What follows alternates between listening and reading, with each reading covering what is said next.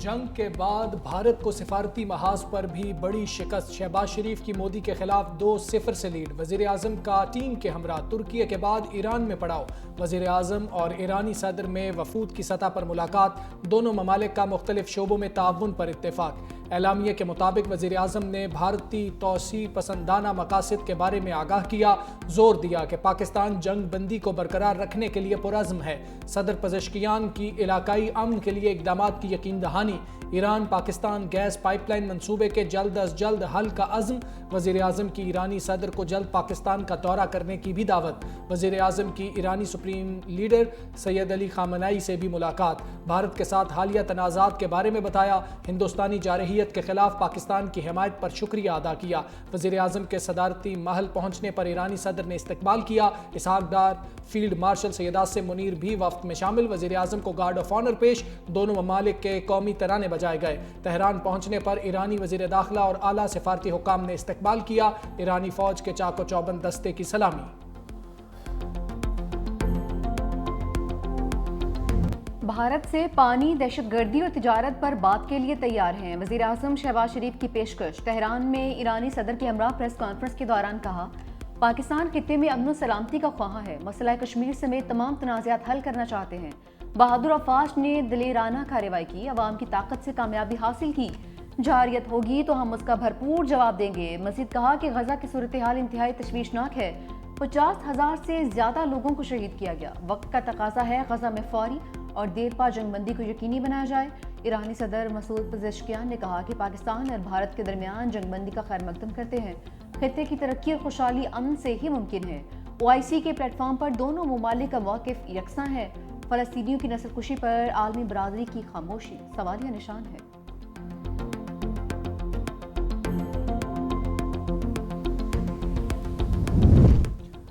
تمام جماعتوں نے فوج کا ساتھ دیا، پاکستان ہے تو سیاست ہے، صدر آصف زرداری کا پیغام، کہا پاک بھارت کشیدگی میں پیپلز پارٹی سمیت تمام سیاسی جماعتیں افواج کے شانہ بشانہ کھڑی ہوئیں اور بھارت کو منہ کی کھانا پڑی، پیپلز پارٹی نے ہمیشہ ملک اور جمہوریت کی خاطر قربانیاں دیں، بلاول بھٹو عوامی مینڈیٹ سے ملک کے اگلے نوجوان وزیر اعظم ہوں گے، صدر مملکت سے گورنر پنجاب کی قیادت میں پیپلز پارٹی اٹک کے وفد کی ملاقات، وفد نے صدر آصف زرداری کو اٹک کے دورے کی بھی دعوت دی۔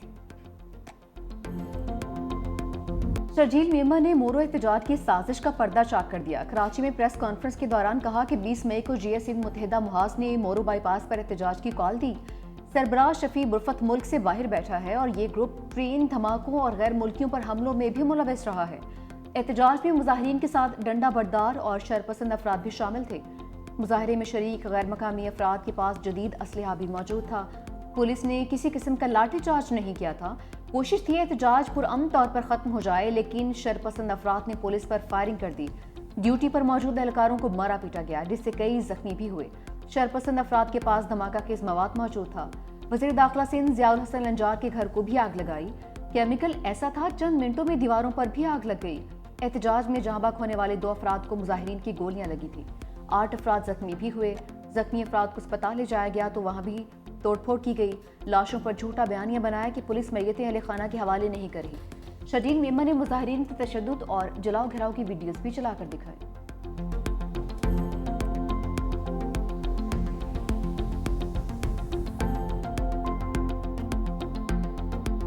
خضدار اسکول بس حملے میں ملوث دہشت گرد گرفت میں آ گیا، فتنہ الہندوستان BLA کا تخریب کار کراچی سے گرفتار، CTD اور حساس اداروں نے زکریا اسماعیل عرف ذوالفقار کو ہزارہ گوٹ سے حراست میں لیا، سیٹلائٹ فون، پستول، جعلی افغان شناختی کارڈ اور نقدی برآمد، دہشت گرد براہ راست بھارتی ہینڈلر سے رابطے میں تھا، خضدار دھماکے سے 29 منٹ پہلے BLA کے فیلڈ کمانڈر حامد داؤد سے رابطہ کیا، اسکول بس دھماکے سے چند گھنٹے قبل بھارتی نمبر پر 3 منٹ 41 سیکنڈ طویل کال کی، گرفتار دہشت گرد نے 2023 میں محمد رزاق ولد عبداللہ کے نام سے بھارتی ویزا حاصل کیا، دبئی سے دہلی پہنچا جہاں را کے بلوچستان ڈیسک نے IED فیوزنگ کورس کرایا۔ مودی کی دریائے سندھ کا پانی ہڑپ کرنے کی نئی سازش، لداخ میں 10 متنازع میگا ہائیڈرو پاور پروجیکٹس بنانے کا اعلان، پاکستان کے معروف آبی ماہر ارشاد عباسی نے بھارت کے اسکینڈل کو بے نقاب کر دیا، اقوام متحدہ کے سیکرٹری جنرل انتونیو گوتریس کو بھی خط لکھا، بھارتی منصوبے سنتاس معاہدے کی کھلم کھلا خلاف ورزی ہیں۔ بھارتی منصوبے سے پاکستان میں پانی کے بہاؤ کو روکنے اور کم کرنے کے حوالے سے سنگین خدشات بھی پیدا ہو گئے۔ سینیٹر شیر رحمان کا بھارت کے ماسٹر پلان پر شدید رد عمل، کہا پاکستان اپنے آبی حقوق پر کوئی سمجھوتا نہیں کرے گا۔ بھارت کا دریائے سندھ کا پانی روکنا سنتاس معاہدے کی خلاف ورزی اور عالمی قوانین کی پامالی ہے۔ اپنی دریاؤں کے تحفظ کے لیے ہر حد تک جائیں گے۔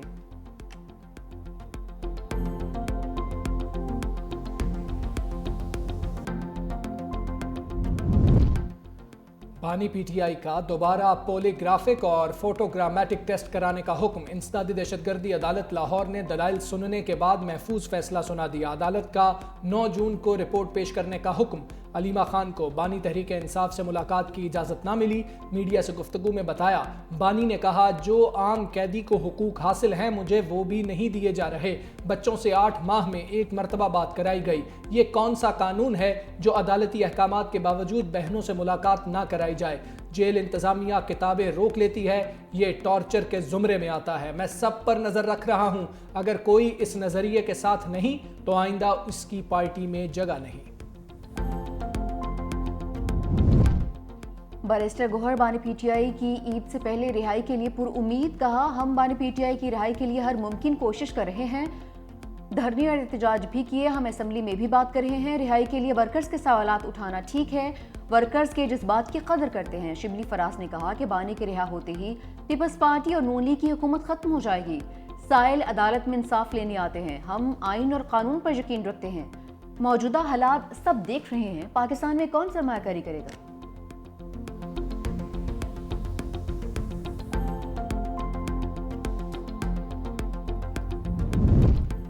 زیادہ سختی نہ کریں، ساس بھی کبھی بہو تھی، جسٹس ہاشم کاکڑ کے دلچسپ ریمارکس۔ 9 مئی جناح ہاؤس حملہ کیس کے ملزم کی ضمانت منظور۔ استفسار کیا کہ 2 لوگ ایک ہی پولیس والے کو زخمی کیسے کر سکتے ہیں؟ پولیس والے نے ایک ہی الزام 2 لوگوں پر کیسے لگا دیا؟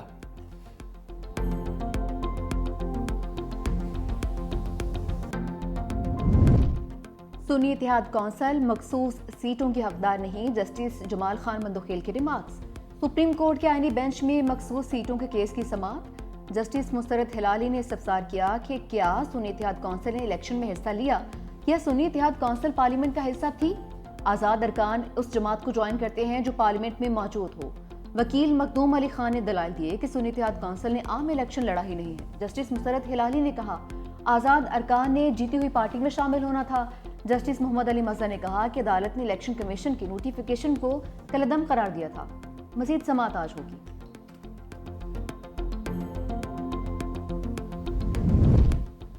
خاتون اول آصفہ بھٹو زرداری سے سابق ایرانی صدر شہید ابراہیم رئیسی کی صاحبزادی ڈاکٹر ریحانہ رئیسی کی ملاقات۔ شہید صدر ابراہیم رئیسی اور شہید محترمہ بینظیر بھٹو کے لیے دعائے مغفرت۔ ملاقات میں علاقائی تعاون پر بھی تبادلہ خیال۔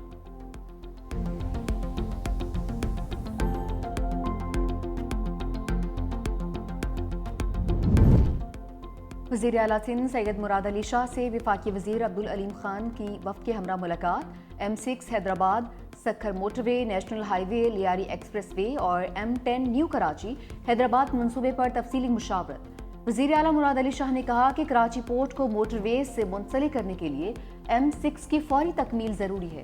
وفاقی وزیر نے کہا کہ منصوبے کو 5 حصوں میں تقسیم کر کے 3 سیکشنز کی فنڈنگ مکمل کر لی، باقی حصوں کے لیے فنڈنگ کے حصول پر کام جاری ہے۔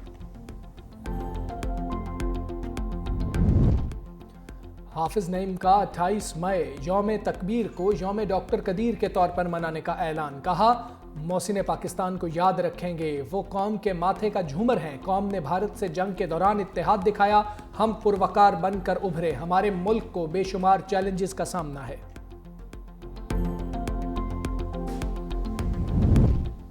چلو چلو کویت چلو، 19 سال بعد پاکستانیوں کے لیے ویزا پابندی ختم۔ کویت کی جانب سے پاکستانیوں کو ورک، فیملی وزٹ، سیاحتی اور کمرشل ویزے جاری کیے جائیں گے۔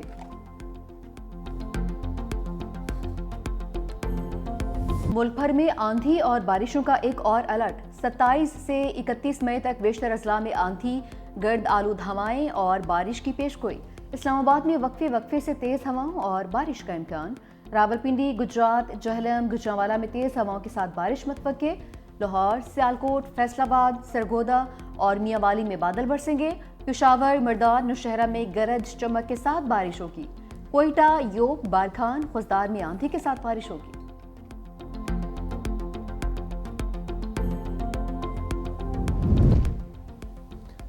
اسرائیل کی ہٹ دھرمی جنگ بندی کا امریکی مسودہ مسترد کر دیا۔ امریکہ کے جنگ بندی کے لیے حماس سے براہ راست مذاکرات۔ عرب میڈیا کے مطابق دونوں میں جنگ بندی کے ابتدائی مسودے پر اتفاق ہوا تھا۔ ادھر غزہ میں اسرائیلی بمباری، مزید 50 فلسطینی شہید۔ شمالی غزہ کے اسکول پر وحشیانہ حملہ، ہر طرف آگ لگ گئی۔ معصوم فلسطینی بچی آگ کے بلند شعلوں سے نکلنے کی کوشش کرتی رہی۔ دلخراش مناظر نے ہر آنکھ اشکبار کر دی۔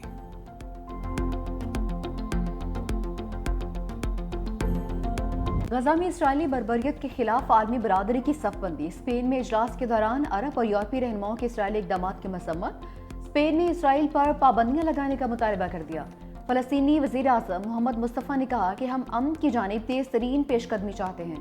یورپی ملک مالٹا کا فلسطینی ریاست کو تسلیم کرنے کا اعلان۔ وزیر اعظم رابرٹ ٹبیلا نے کہا کہ انسانیت سوز المیہ پر آنکھیں بند نہیں کر سکتے۔ فلسطین کو ریاست تسلیم کرنا اخلاقی ذمہ داری ہے۔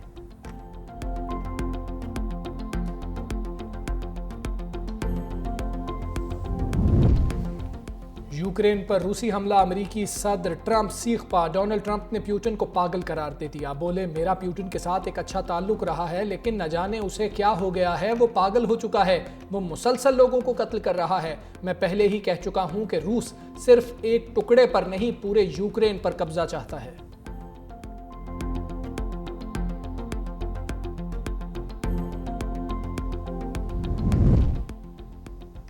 صدر تو ہے مگر بیچارہ شوہر بھی تو ہے۔ فرانسیسی صدر میکرون کو غیر ملکی دورے پر اہلیہ نے تھپڑ دے مارا۔ ویتنام دورے پر طیارے سے باہر نکلنے لگی تو اہلیہ نے ہاتھ گال پر رسید کیا۔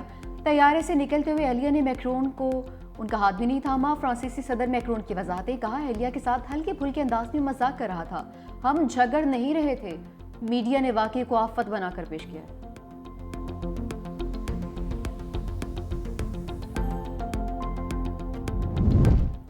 برستے بادلوں نے بھارتی شہر ممبئی کو ڈبو دیا۔ مئی میں بارشوں کا 107 سالہ ریکارڈ ٹوٹ گیا۔ نشیبی علاقے اور سڑکیں زیر آب آ گئی۔ ٹریفک کا نظام بھی درہم برہم۔ میٹرو اسٹیشن میں پانی داخل ہونے سے متعدد ٹرینیں منسوخ۔ خراب موسم کے باعث ریڈ الرٹ جاری، شہریوں کو گھروں میں رہنے کی ہدایت۔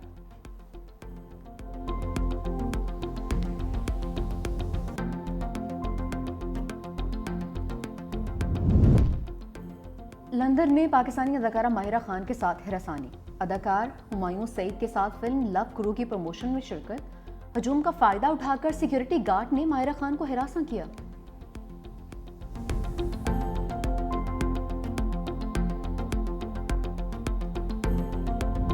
گلیڈیٹرز کا دھڑن تختہ، قلندرز تخت نشین۔ لاہور قلندرز تیسری مرتبہ پی ایس ایل کی چیمپئن۔ فائنل میں کوئٹہ گلیڈیٹرز کو 6 وکٹوں سے مات۔ 202 رنز کا ہدف آخری اوور میں حاصل کر لیا۔ کوشال پریرا جاندار اننگز پر میچ کے ہیرو قرار۔ جیت کے بعد کھلاڑیوں کا جشن۔ صدر آصف زرداری نے فاتح ٹیم کو ٹرافی تھمائی، کھلاڑیوں کو میڈلز پہنائے۔ صدر مملکت نے chairman P C B Mohsin Naqvi کو بھی میڈل پہنایا۔ لاہور قلندرز کے کپتان شاہین شاہ آفریدی ایونٹ کے بہترین بالر قرار۔ Hasan Nawaz player of the tournament, Sikandar Raza all rounder of the tournament ٹھہرے۔ ایمرجنگ پلیئر کا اعزاز لاہور قلندرز کے محمد نعیم لے اڑے۔ قذافی اسٹیڈیم میں آتش بازی کا شاندار مظاہرہ۔